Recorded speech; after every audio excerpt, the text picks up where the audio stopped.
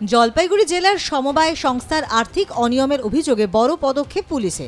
কৃষকদের কৃষি ঋণের টাকা আত্মসাৎ এবং আর্থিক দুর্নীতির অভিযোগে গ্রেফতার করা হয়েছে জলপাইগুড়ি সেন্ট্রাল কোঅপারেটিভ ব্যাংকের প্রাক্তন ভাইস চেয়ারম্যান কমল রায় এবং গোসাইয়ের হাট এসকেইউএস সমবায় সমিতির চেয়ারম্যান সুব্রত রায়কে। পুলিশ জানিয়েছে 2023 সালে দায়ের হওয়া একটি মামলায় তদন্তে এই গ্রেফতারি হয়েছে। অভিযোগ, সমবায় সংস্থার ঋণ এবং আমানতের অর্থ নিয়ে দীর্ঘদিন ধরে একাধিক আর্থিক অনিয়ম হয়েছে। যদিও অভিযুক্তদের বিরুদ্ধে ওঠা অভিযোগের বিচার এখনো আদালতে সম্পূর্ণ হয়নি। কি এই মামলা, কি অভিযোগ রয়েছে, তদন্ত কত দূর এগিয়েছে? শুক্রবার বিকেলে ধূপগুড়ি থানার পুলিশ অভিযান চালিয়ে কমল রায় এবং সুব্রত রায়কে গ্রেফতার করে। এরপর তাদের বিরুদ্ধে প্রয়োজনীয় আইনি প্রক্রিয়া শুরু করা হয়। পুলিশ জানিয়েছে এই মামলায় আরও কয়েকজন অভিযুক্ত রয়েছেন এবং তাদের খোঁজে তল্লাশি চলছে। এই মামলাটি দায়ের হয় 12 অক্টোবর 2023। অভিযোগ দায়ের করেন জলপাইগুড়ি রেঞ্জের deputy registrar of cooperative societies Debashis Roy. তাঁর অভিযোগের ভিত্তিতেই তদন্ত শুরু করে ধূপগুড়ি থানার পুলিশ। অভিযোগ অনুযায়ী 2007 সাল থেকে সমবায় সংস্থার ঋণ প্রদান এবং আর্থিক লেনদেনে একাধিক অনিয়ম হয়েছে। তদন্তকারী সংস্থার অভিযোগ, প্রয়োজনীয় নথি এবং বৈধ জামানত ছাড়াই একাধিক ঋণ অনুমোদন করা হয়েছে। এছাড়াও কৃষি ঋণের অর্থের অপব্যবহার এবং আর্থিক অনিয়মের অভিযোগও রয়েছে। তবে এই সমস্ত অভিযোগের সত্যতা বিচারাধীন এবং আদালতে এখনও চূড়ান্তভাবে প্রমাণিত হয়নি। অভিযোগে বলা হয়েছে ঋণ সংক্রান্ত বিভিন্ন খাতে কোটি টাকার আর্থিক অসঙ্গতি রয়েছে। এর মধ্যে রয়েছে সুদ সহ প্রায় 78 লক্ষ টাকার ঋণ সংক্রান্ত অনিয়মের অভিযোগ। 3184 জন আমানতকারীর প্রায় 1 কোটি টাকারও বেশি অপরিশোধিত আমানত এবং ব্যক্তিগত ঋণ এবং ক্যাশ ক্রেডিট সংক্রান্ত একাধিক আর্থিক অসঙ্গতির অভিযোগ। তদন্তকারীরা এই সমস্ত আর্থিক লেনদেন খতিয়ে দেখছেন। পুলিশ জানিয়েছে এই মামলায় মোট 10 জনের বিরুদ্ধে অভিযোগ হয়েছে। গ্রেফতার হওয়া 2 অভিযুক্ত ছাড়াও বাকি অভিযুক্তদের খোঁজে তল্লাশি চলছে। তদন্তের অগ্রগতির ভিত্তিতে ভবিষ্যতে আরও গ্রেফতারি হতে পারে। অভিযোগের কেন্দ্রবিন্দুতে রয়েছে কৃষি ঋণ।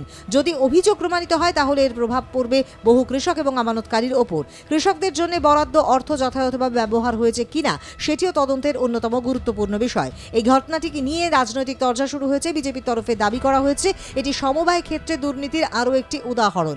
ধূপগুড়ির বিজেপি নেতা চন্দন দত্ত বলেন, দুর্নীতির সঙ্গে জড়িতদের বিরুদ্ধে কঠোর ব্যবস্থা নেওয়া উচিত এবং কৃষকদের অর্থের অপব্যবহার কোনোভাবেই মেনে নেওয়া যায় না। এই ব্যক্তি অনেক আগেই গ্রেপ্তার হওয়া উচিত। দীর্ঘদিন গরিব মানুষের সমবায়ের টাকা কোটি কোটি টাকা আত্মসাৎ করেছে। এর আগে ধূপগুড়ির ঝালদিয়াতে যে সমবায় ব্যাংক করার জন্য যে মানুষ দান করেছিল জমি, সেই জমি বিক্রি করে দিয়েছে।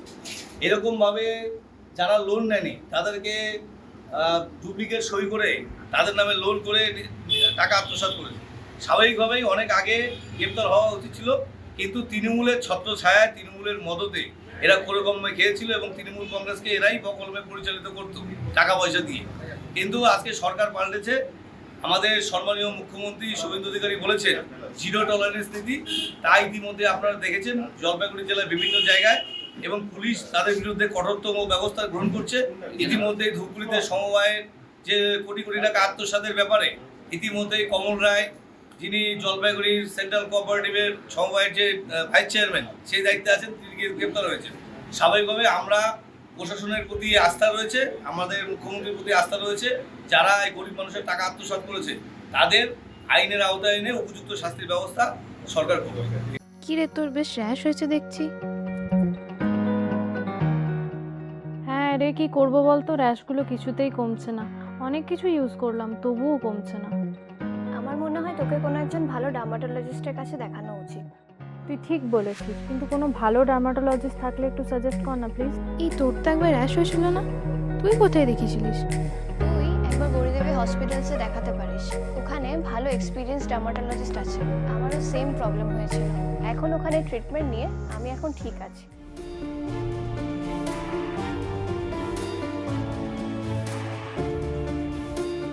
গৌরী দেবী হসপিটাল, রাজবাঁধ, দুর্গাপুর। যোগাযোগ 8001003333, 8001113333।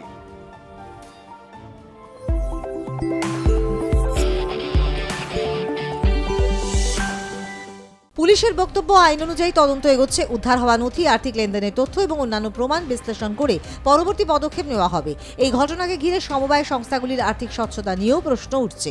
বিশেষজ্ঞদের মতে সমবায় ব্যাংক এবং সমিতিগুলির নিয়মিত অডিট, স্বচ্ছ হিসাব রক্ষণ এবং কঠোর নজরদারি অত্যন্ত গুরুত্বপূর্ণ। এতে কৃষক এবং আমানতকারীদের স্বার্থ আরও সুরক্ষিত হবে।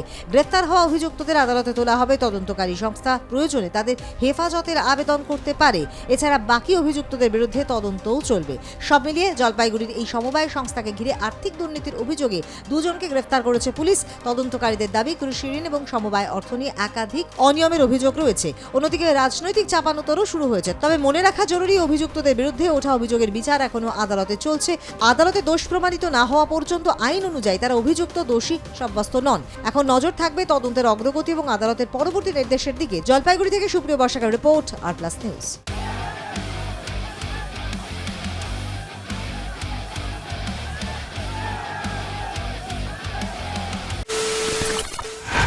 খবরের নামে প্রতিদিন সন্ধে আপনার ড্রয়িং রুমে কি শুধুই চিৎকার চেঁচামেচি হয়ে আসে? বিতর্কের নামে চলে গালাগালি আর কাদা ছোড়াছুড়ি। এবার সময় পরিবর্তনের, কারণ আমরা কান ফাটানো চিৎকারে বিশ্বাস করি না। আমরা বিশ্বাস করি খবরের সত্যতায়। আমরা কোনো পক্ষের হয়ে গলা ফাটাই না, আমরা সাধারণ মানুষের হয়ে প্রশ্ন তুলি। চিৎকার নয়, শুধু খবর হবে যেখানে বিতর্ক আছে কিন্তু কুৎসিত ঝগড়া নেই। সঠিক তথ্য, বিশ্বস্ত খবর। নজর রাখুন আর+ নিউজে।